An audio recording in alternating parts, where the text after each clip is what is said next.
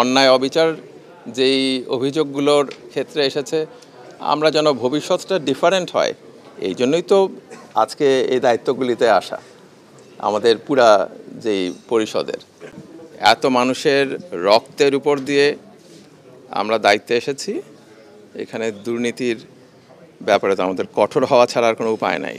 আমরা এই গণ আন্দোলনে ছাত্র জনতার যে ম্যান্ডেট, এইটা নিয়ে এই আমাদের যেটুকু সময়, যেই স্বল্প সময়ে আমরা থাকবো, আমরা এখানে আমাদের সাধ্যমতো চেষ্টা করব। দুর্নীতি প্রসঙ্গ তো প্রশ্নই আসে না।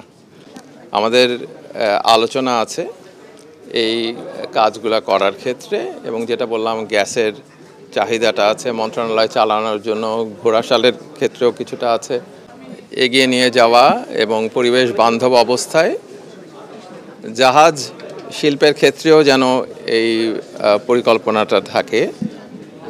এই ব্যাপারগুলো নিয়ে আমরা আলোচনা করেছি। আমরা প্রত্যেক দিনই বসবো এবং কাজটা এগিয়ে নিয়ে যাওয়ার জন্য যা করা দরকার আমরা করব। ব্যাপারটা এটা আমরা প্রায়োরিটির মধ্যে রেখেছি, যাতে গ্যাসের কারণে এই সমস্যাটা আমরা অ্যাড্রেস করতে পারি। আর এটা আর কি দেখি, আজকে শুরু করলাম, এই কাজগুলি করলে লোকসানটা কমে আসবে, যে কাজগুলো আমরা চেষ্টা করছি। আজকে প্রথম দিন এবং আমি কৃতজ্ঞ আমার সহকর্মীরা আজকে ছুটির দিনে এসেছেন। সেখানে আপনি যেটা বললেন গ্যাস বিষয়টা আপনারা সবাই জানেন, গ্যাসের প্রাপ্যতা না থাকার কারণে গত 6 মাস যাবৎ আমাদের 4টে ফার্টিলাইজার ফ্যাক্টরি বন্ধ ছিল। শুধুমাত্র ঘোড়াশাল পলাশ ইউরিয়া ফার্টিলাইজার প্রকল্প এখন আমাদের উৎপাদনে আছে।